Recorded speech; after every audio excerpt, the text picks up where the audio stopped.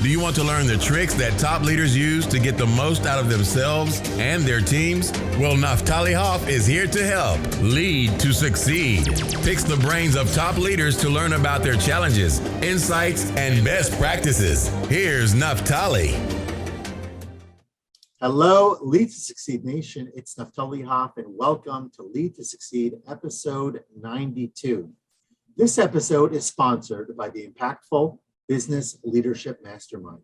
The mastermind brings together hungry entrepreneurs and business owners who want to scale their business, get their toughest problem solved, learn best practices, and build their networks. Learn more at impactfulcoaching.com/BLM. Today, I have the pleasure of speaking with Brian Burke. Brian is the founder of sellyourmac.com, a website that helps you sell your Apple products in a way that ensures that you receive top dollar. Sellyourmac.com is the world's most trusted and highest rated Apple trading company.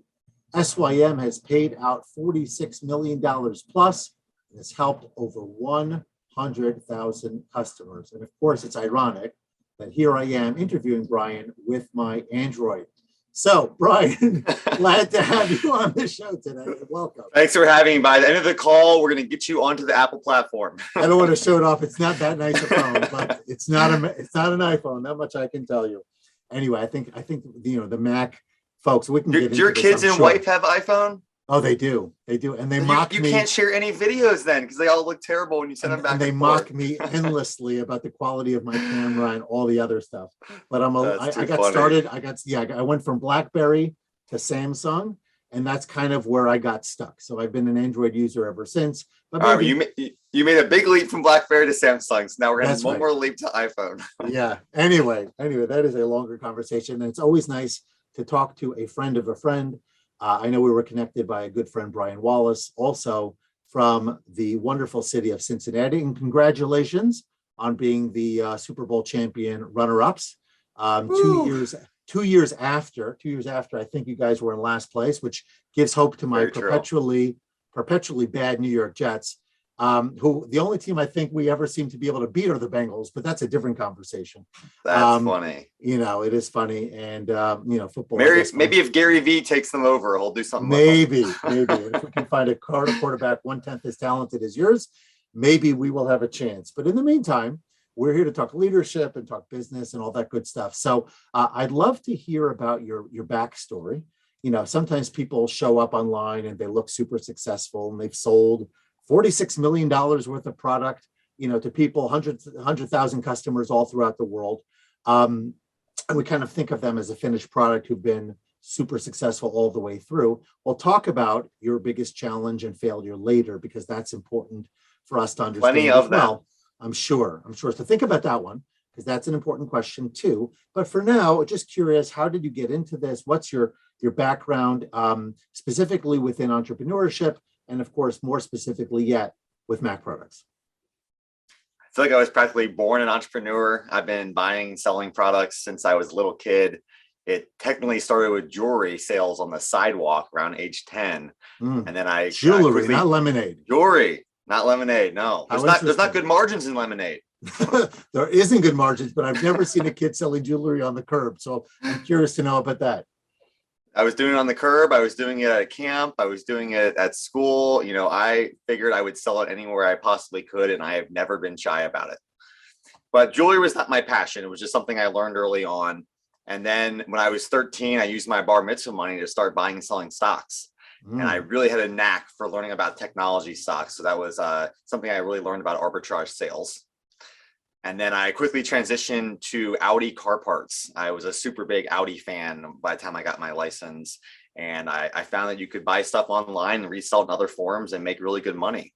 So I transitioned from that into other stuff going into college. Then I got into electronics. And basically, a lot of my friends had iPhones, or sorry, not iPhones, they had phones for sale. And they didn't want to spend the time selling them on their own. So I took it over for them and started making those sales and going around to fraternities and sororities and buying up all their old technology that I could resell. So it was a very natural transition for me when I graduated college to start my business, buying and selling stuff on eBay. And I really didn't like all this random technology. So within about a year or so, I really started focusing on Apple. And that's how it all got started. I never had a Wow. real job out of college. I just love buying and selling electronics, and specifically I don't Apple. think I've ever had someone tell me that they've gone from jewelry to stocks to auto parts to technology. But they do all share a common thread, of course, the fact that you're selling things that people are interested in, finding a way to get online and of course make that product available, and sourcing it from people who just maybe don't have the time or interest to sell it on their own, but they want to make a quick buck, get it off their Exactly. hands. And I certainly can commiserate with that. All this stuff we accumulate over the years, and when you have a Too family, much. whether it's clothing or toys or all sorts of things. So being able, but not wanting to deal with it because, like who has time? eBay, for example, I've sold a bunch of things, or Facebook, even Marketplace. Takes a But lot of then time. it's the back and the forth. Can I come? When's it available? Will you take it for Yeah. less? And all the haggling and all that stuff that goes and gets involved with it. So I think it's nice. So people have a one-stop shop. They know where to go. They know where to engage and hopefully make the the most from that experience. Exactly. And, beyond the haggling, when you get into the, Apple products, a lot of people, try to scam you. So, that's a big reason why I tell my friends not to sell the products on their own and sell it to us. They're guaranteed to get paid and it's hassle free. I love it. So who are your primary customers then? Is it college students? Like who's looking for the most part to get rid of their old Apple technology, and who's buying? I'd say, any Apple user is our potential customer. Typically it's someone between the age of 20 and 50. And those are people that are just upgrading their products a little bit more quickly. And also, are online trying to get cash back for them. The college market is not really big. I don't think a lot of kids, really take the time to go online. They might just sell it to a friend or sell it on their own. We'd love to help out more of them. Maybe we can get some college reps out there. Interesting. And then we sell to everyone. We sell to, kids going off to college that, need a computer that's much less than retail. And we sell to, families that are buying products for their kids and they want to get a, less expensive iPad, and, everyone in between. So how are you reaching out to people? It's interesting. I run a mastermind group, a few of them actually, and I had a session yesterday. And this one was a little bit different because while I have a group that's in place and we're ready to roll, I was looking to onboard a couple more folks. And so it had a taster session feel to it, a little bit less, let's call it part of our core structure. And so we floated a question out there to people about, like an idea share, think tank on how to get more people to be aware of the great product or service that you have. And of course, each individual does something different. And I do want to get into LinkedIn in a minute because I know you're big there. And that's, I think, where, besides for that referral that I mentioned earlier, that's where I've gotten to see more of your stuff and connect with you in that way. But I'm curious to know, Brian, what are your recommendations? You've got a good product or a good service. People are interested because we all have outdated technology. We want to be able to upgrade. It makes a lot of sense, but still people need to know that you're out there. People need to know that you can help them. So what would you say are some of the strategies that you use to make your company better known in the marketplace that could be leveraged by my entire audience, regardless of what they do, that creates that greater awareness and connection? So everyone can use Google. That is our number one source, mainly on the organic side. And a lot of that has been built up over the years, but we've made an incredible amount of content. We have thousands of pages of every single Mac product ever made on our website, and that just brings in an enormous amount of traffic. You also can, have a URL that's really closely related to your product, like ours is sellyourmac.com. And when people Google, I want to sell my Mac or sell my MacBook Pro, we're number one in the world on Google.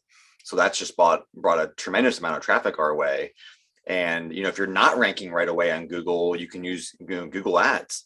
And this is, very bottom of the funnel. People are, ready to take action. So there's an extremely high conversion rate when someone's searching, where do I sell my Mac? And then they click on our ad.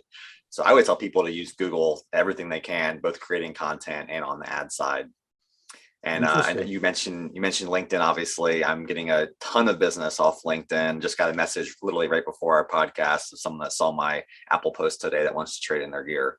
So I tell people just start posting content. I mean, only 1% of people are posting on LinkedIn, so there's so much potential for organic reach.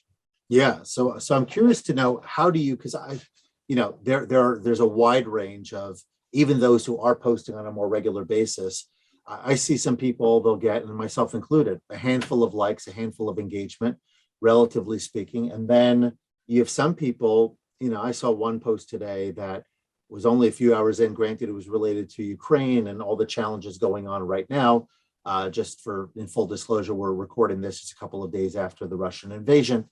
And so it had like at least 20,000 plus reactions within a 4-hour window of time. And sometimes I see numbers even higher. No, it is a lot. It is a lot. And I know that they changed the algorithm. It seems like it's a bit, I wouldn't say feast or famine, because that implies that you really don't have much control over it. But it seems like the people who are doing well are doing really, really well. And everyone else is almost like, feeding off the scraps. So I'm just curious to know, from your perspective, what has worked for you that has helped you to create engagement? And sometimes, by the way, I find that there's engagement that has nothing to do with your business. And I wonder, does it really loop back to your business? So for example, let's say I provide medical supplies, right? But I put all these cutesy posts out there and I get a lot of likes, or I put a lot of, tear jerk, emotion-laden type posts out there, and I get a lot of likes. Or the guy who says, I've been studying for 20 years and I finally got my college degree, or whatever that is. And then they get 20,000 likes. So that's all fine and good, but I don't see how that's necessarily going to help them, advance their career or sell their product. So there's got to be a sweet spot. You're on LinkedIn to engage, but you're really on LinkedIn for the most part to be a business professional, to grow your business, to grow your brand awareness. How do you create both the flow of the traffic, if you will, of interest, but also then convert it into a sale? So my opinion, it's all about being consistent. And typically people that are getting a lot of engagement have been posting, every day for years. I post twice a day now for almost 4 years, and spend a lot of time on there. A couple hours a day typically. I'd say about half the time creating my content and half the time engaging with others. And a combination of that on a just very consistent basis will lead to good results. And the reason that those posts, about inspiration and stuff do really well is, the audience on LinkedIn really wants to see it, and they don't really want to read about your business. So, I find if I talk about my business, I might get, 200, 300 likes. If I talk about someone making amazing achievement, like graduating college in 20 years, I might get 2,000 likes. And the way to convert those to business is you need to have a very catchy headline. So, someone sees my headline, it says, I bought $47 million of Apple products. And that is very clickable. They want to learn more about it and they're intrigued. And once they click on it, then they go to my profile and learn really what I do, and then hopefully, do business with me. So the best way is, to create content that people just love to look at, and have a headline that is clickable, then they'll learn more about you. There's a lot of people on there that have headlines that have nothing to do with them, and you're never going to click to learn more, so they're not going to get any business. But as long as you're posting content that's good, then people are going to go to your profile. I like it. So I want to ask you a question. It relates to something that I see a lot. You scroll through, whether it's LinkedIn, as we've been talking about, or Instagram, or wherever a person may be active, and you see these clips about people talking about follow your passion. People talk about sort of identifying a career path that aligns with purpose or things of that nature. And then you hear people like, forget Dirty Jobs, something Rowe, I'm forgetting his first name now, sort of debunking that, at least from his perspective, and some other folks as well. I'm just curious to know, from your angle, Brian, true or false, follow your passion? Very true. I am so passionate about Apple, and I would refuse to buy and sell Samsung devices because I have no passion for them, and I couldn't get behind them and rep them properly. I wouldn't want to hire people that are passionate about those types of products. So I've built my whole business on that passion around Apple, and we focus on that exclusively. I do think that there is an opportunity for people to do something they're not passionate about, to then have the means to focus on something they are going to have passion about in the future. So not everyone can make that leap on day one. And, certainly I didn't either. I started off with cell phones and random technology and other computers to get myself there, and, quickly pivoted into that space. So I think if you are working in a field you're passionate about, you're going to have a much better internal battery, and you're going to be able to persevere through those tough situations that in another instance, if you weren't as passionate about it, you might just fold and your business might go under, because you weren't willing to put in the extra effort to push through. Yeah, there's something that you said there. I love the answer, by the way. And maybe one day I will have that passion for Apple, but we'll have to see. But in the meantime, what I want to point out here, which I think is valuable, is that you talked about what I'm sensing is like a multi-layered or multi-step approach where, I think oftentimes what happens is that our kids in particular, they're in college, they're consuming all this content as well. And so they're thinking about, well, Gary Vee says, or Steve Jobs says, or somebody else says, follow your passion. Yeah. And well, I want to follow my passion from day one. And so I'm only going to work with a company that is totally aligned with, and these are kids. So like they're still figuring it out, but they think they know everything, as we know about kids, as we, of course, I think ourselves were that way once upon a time in a land not so far away. Exactly. So the question is, from an advisory standpoint, what I'm thinking here is that, yes, it's good advice, but not necessarily, like you said, from day one. First, establish what your passion is, number one, right? You may try a few things before you really know where you want to go professionally. Like when I when I was like entering college age, I was all, LA law back in, I'm sort of dating myself here, back to the 80s and early 90s, but that was all the rage. I thought for sure I would be in litigation. I just felt that was my skill set. And then I went. I can see you being a lawyer. I appreciate that. And I went off to Israel and I studied in yeshiva, and I got really more immersed in Judaism, Judaic studies, Torah studies, etc., and eventually went into education. So I became a teacher, and then from there I became a principal, and that's sort of how I got into the whole leadership piece, wrote my book, and how I do my coaching and consulting work today. But I didn't know that would necessarily be my path. And even with what I shared with you, 9 years ago, I went from being an employee of an institution, beholden to a board, with a fixed salary and limitations on where I could source income elsewhere, to being fully responsible with the help of God, but being fully responsible to make it rain, and to bring in my own revenue and income through, identifying my abilities and putting it out there, and not just hanging the shingle, but all the things necessary to grow a business. And so I think passion is important, but I think it has to sort of evolve. And I also think that, it may take time. I also feel like passion sometimes evolves from expertise, right? When I'm really good at something, I can then also be more passionate about it. So I sort of see it, coming in from different ways. And I love your answer, but I'm just curious to know if you had any additional thoughts there before we transition. Yeah, thinking more about it. I mean, people can do something they're passionate about as a side hobby. You don't have to make it your full-time job. So someone can go to work during the day and do their passion at night, and maybe let that catch up to a point where they can pivot and quit their day job to then focus on their passion. Because you don't want to be an entrepreneur making zero money if you have to, grow a family and, pay your rent. So you might have to get a real job first before you can pivot to truly focus on your passion. And, it sounds like you did that very well in your career. A lot of people have done very, very well moving exactly from that path, from being employed, doing the side hustle, growing it, and then, of course, exceeding anything that they had made previously. But it is a path that requires real consideration and thought. And I think sometimes we get so enamored with the success stories, and there are a lot of them. So there's a good reason to think it can work, and it probably will if you have the right pieces in place. But a lot of people, I think, fail through this journey as well as many others because they didn't have they didn't have a mentor guiding them. They didn't necessarily unpack the situation more fully. They weren't necessarily prepared for, market conditions or other factors that they couldn't really anticipate. And so they're left holding the bag. It's all about timing. Timing, there's a lot of things. And sometimes you have to humble yourself, I think, to say, okay, I'm going to start with this. I'm going to get my feet wet. I'm not going to hold out for the ideal position because it may or may not come. But in the meantime, start to establish your value and your skills, and eventually you'll have real substance to bring to the market. It's a great way to go about it. So let me ask you this, as a founder, we're talking about challenges, so I think it's a perfect segue. What was your greatest challenge as a founder of a business? I know you've had multiple attempts at it, or stops along the way, but let's focus on your current business. As you got started there. I'd say initially one of the biggest challenges was not having any startup capital. I grew this business, from my basement back in the day, graduating college, and I, sold some random things to get money, and that was it. I completely bootstrapped this thing. I've never raised any money, and it's really hard to hire people and afford to buy inventory when you don't have very much money.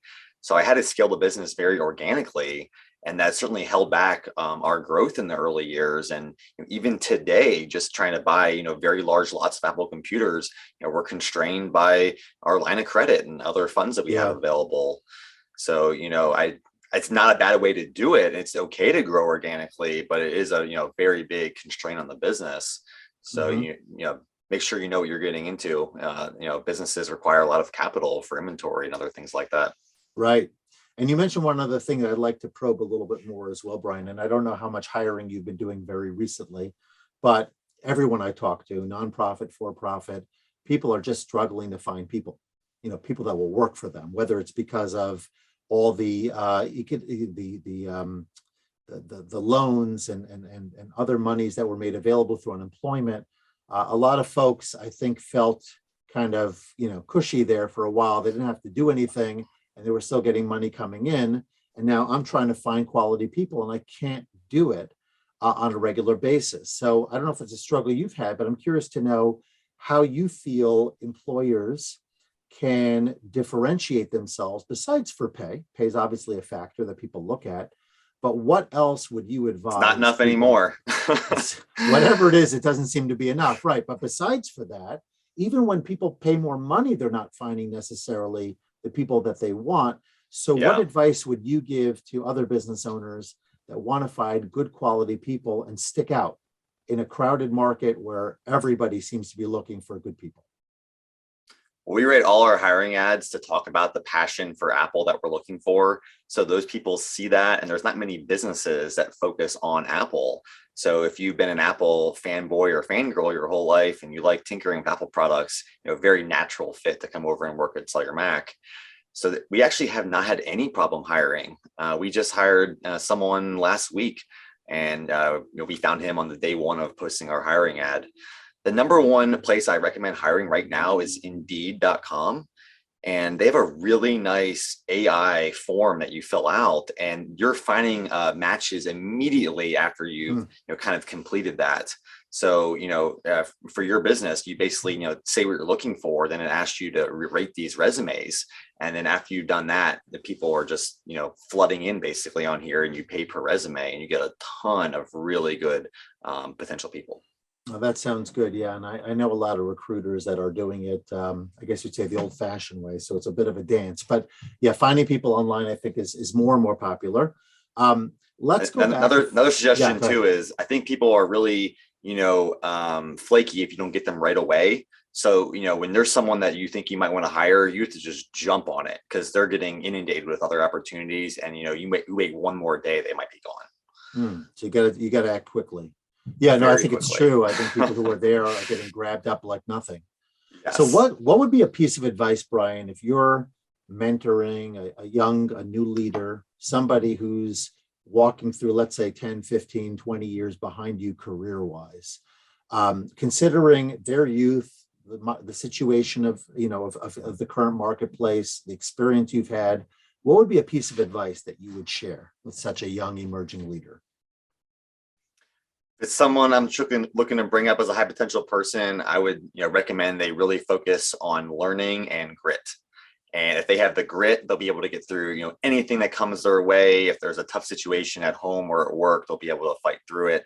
And typically, I turn to my passion to be able to have the right type of grit. And the second thing, learning.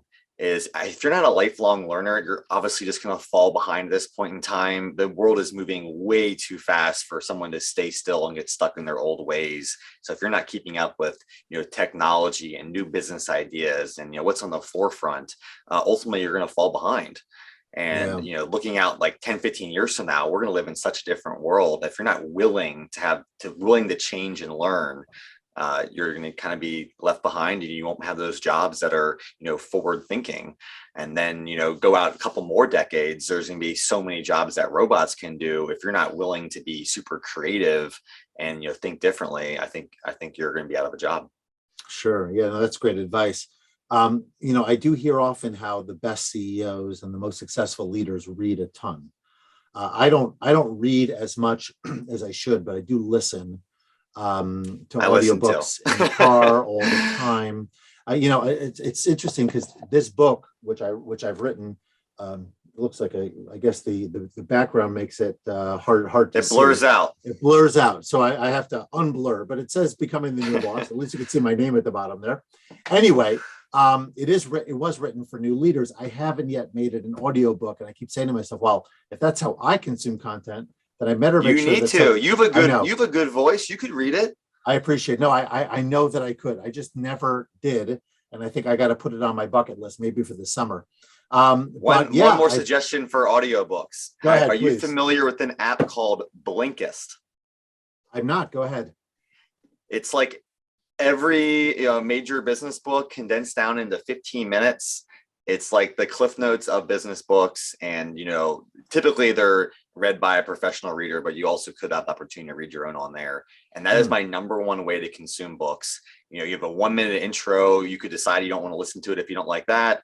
At the end, you have a 1-minute final thoughts, really condense everything down. And that's typically what I want. I want those, 2 to 3 takeaways that I would have gotten, years ago from reading an entire book and spending 12 hours. I can get it now in 10 minutes. And so you find that it's enough on point that you really get something. They've really distilled it so much better than like a Cliff Notes guide in the past. They've really hit home on it. And even Tim Cook flew out to meet with the company and talk to them about their app. They're somewhere over in Europe. So really cool organization. And it's like $100 and you get every single book for a year. So It's amazing. Okay. So I definitely have to look at that.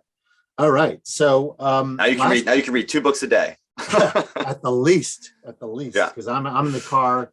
I would say probably a minimum of an hour and a half round trip total. Oh wow! So yeah, I'm not from I live in New York, New Jersey, and I go back and forth into New York State quite a bit. So as you probably have heard, traffic here isn't great. And so there's distance involved. Correct. I mean, I'm going sometimes 20, 30 miles each way. So it's a bit of a distance, and I definitely have time to listen, although I do my calls then, I'll do a lot of things. But if I know I can hit up a book in 15 minutes and get it done, that definitely sounds tempting.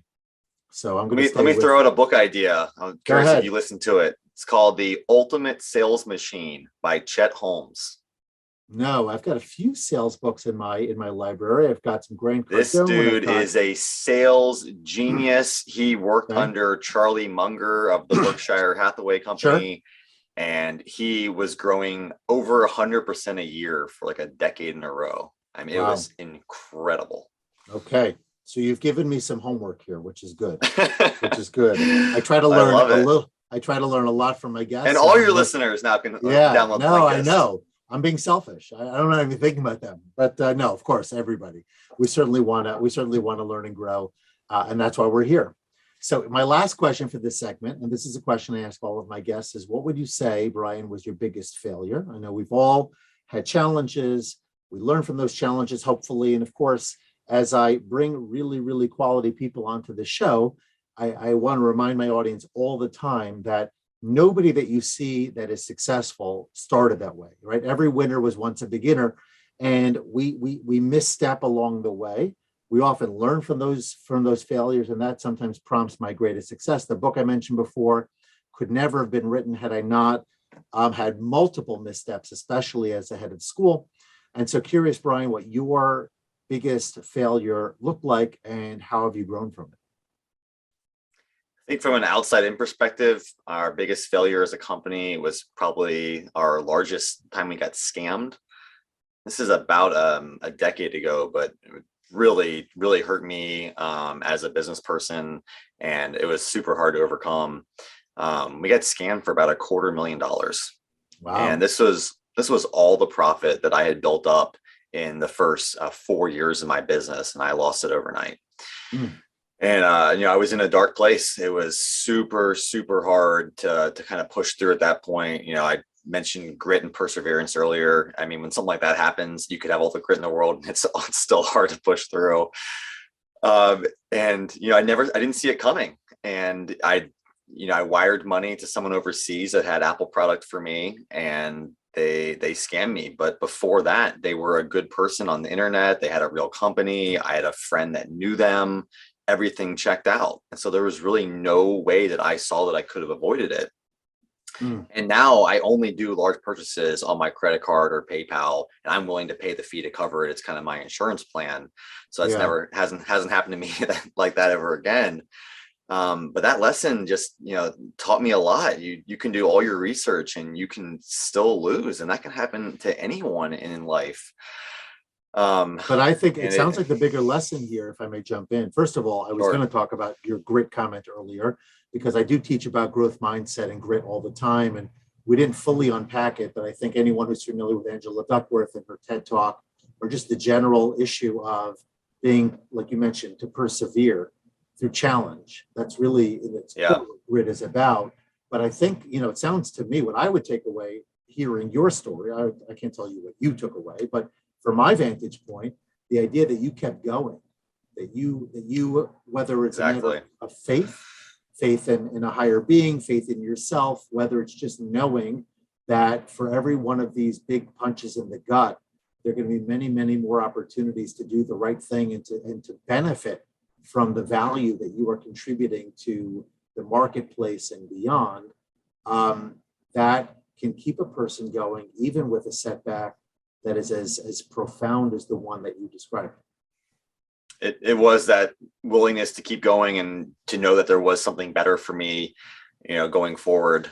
I've learned a term called positive intelligence since then. And basically it's, looking back at that bad experience, I wouldn't have had all the good experiences since then had that not happened to me, in theory. So yeah, it took a, that growth mindset. I had it, but, I almost like lost it after that for a little bit. So I had to get my head right in order to, keep pushing. But then as soon as you're back at it again, you're finding new deals and making new opportunities, and, things start getting better. It took me 7 years to pay off that debt. But I persevered, and it was just going every day, just hustling. Well, good for you. And thank you for sharing that. And the other point I want to just emphasize before we transition to the rapid fire is that, it's not always our fault. In fact, often it's really not. Did I make mistakes in my leadership? But you still blame yourself is the problem. Yes. Well, that's where I was going with it. That's exactly right. We say to ourselves, what did I do wrong? And too often in general, it could be something as silly as me getting up in the morning and seeing that somebody left the lights on. I'm like, who was the last one up and who am I going to blame? And it's a matter of being able to say to yourself, okay, nobody's perfect. If you see it regularly, at some point you step in and you say, hey, we got to fix this. But for the most part, we have to, I guess, uncondition or recondition our thought processes that not everything has to be a zero-sum game of cause and effect, of blame. Sometimes you do your due diligence, you do what's right, or you think what's right, you put your heart and your soul. You make mistakes along the way, but you think it should be good enough. And sometimes if it's in somebody else's hands, it may not be good enough anyway. But you have to be able to hold your head up high, say, this is what I did. This is what I've learned from it. I really hope that it's going to be better off the next time. And on top of it, I'm not going to sit here and wallow in not just self-pity, but also this feeling of guilt, because it doesn't serve. Right. I'm reminded Exactly. of the scene. Don't beat yourself up too much over this. I mean, if you're kind to yourself and you allow yourself to have mistakes because we're all human, you'll be better off for it in the long run. I love it. Yeah. I mean, Tom Hanks, the scene from Bridge of Spies, it's one of the few movies I've seen in the last 30 years, let alone quote. But that scene when he's got, I don't know if you're familiar with the movie, but he's got this spy, this alleged spy that he's representing in court. And numerous times he's having conversation with him, and the guy is like stone-faced, very, very little emotion, even when he's talking to him about real consequences, like, the possibility of being executed, and he's not reacting. And Hank says to him, you don't seem upset by what I just shared. He's like, would it help? And he says it multiple times. And I hate those words, would it help? It's so true. It resonates in my mind every time I have a moment where I say, I could just sit here and have a life of regret, and I could be worried, but would it help? Right? Worrying about what might happen, it's not going to serve. And so you have to be able to turn that switch advice off and to move forward. And it seems like you did that really, really well. So on the topic of switching off, to your point, I think it actually go ahead. hurts you way more. I mean, if you are beating yourself up, it'll hold you back from then having the perseverance to keep going. So you have to allow yourself that space to get over it, fairly quickly. Yes, you are so right. Okay, so with the rapid fires, I think I shared with you before we started recording, short and sweet responses. I'd love to start with a quote, something that you live by, Brian, or think about often. I'll drop a Steve Jobs quote here since I love Apple and Steve. It's, don't let the noise of others' opinions drown out your own inner voice. And of all the opinions people gave me about, why I should buy other types of products and things like that, I had to tune it out and focus on my passion of Apple. Wow. I don't think I've heard that one from Steve before. So thank you for sharing that. What keeps you that motivated? Is Stanford commencement. Oh, good stuff. We'll have to look it up. Second, what keeps you motivated? Family. Very motivated by my parents, their continued work ethic. My dad's a doctor now for 45 years, gone to work every single day. And that's really motivated me in life to see the work ethic that he's put out there. Beautiful. A really neat thing about Cincinnati, other than the football team, they're not your Bungles. They're not. I can't say anymore. The Bengals. Oh no, you could, but other than the Bengals, just teasing. I'll say the river. The river has brought a lot of prosperity to our city. And, 100 years ago, we were like the #1 beer city in the United States. And that's really helped our city, grow on the map, since it started a couple hundred years ago. And it's really nice to rock on the river. If you get back there to #1, I will come and visit. I'm not a huge. There's a lot of breweries down here. I'm not a huge beer guy, but if you're #1, okay. I got to check it out. Okay, and then finally, I ask this of everybody: a productivity tip that helps you to get more done. Sleep. You have to sleep. There's no way that you can work, 14, 16-hour days if you're not getting good sleep. So you need to spend 8 hours in bed. That's going to truly help you out and get your brain straight. And if you think you're doing amazing by working really hard and not sleeping, try sleeping and see how much of a difference it makes, because your brain will be firing a lot faster. I absolutely love it. And it's so, for some people, it's so counterintuitive because they think, well, sleeping is just going to slow me down. But the quality, the yes. sharpness of decisions, the automaticity of things, you cannot compare. I hate sleep from the standpoint I want to keep going, but if I know I'll just burn out. Yeah, I'm not quite at 8 hours, but I have moved up to 7, plus a morning exercise routine. That, drinking water, those things have really love it. Transformative for me. Do you work out right when you wake up? Yes, it's actually even before prayer now, not because it's more valuable to me than prayer, but just because when I waited till afterwards, it was always then a matter of fitting it in. It was really hard for me to create the consistency of schedule that I needed. But now I wake up, it's the first thing that I do, and then I'm off to my day, prayer, and then I actually study with 2 of my sons. Both of them are living abroad currently, one in Israel, one in Great Britain.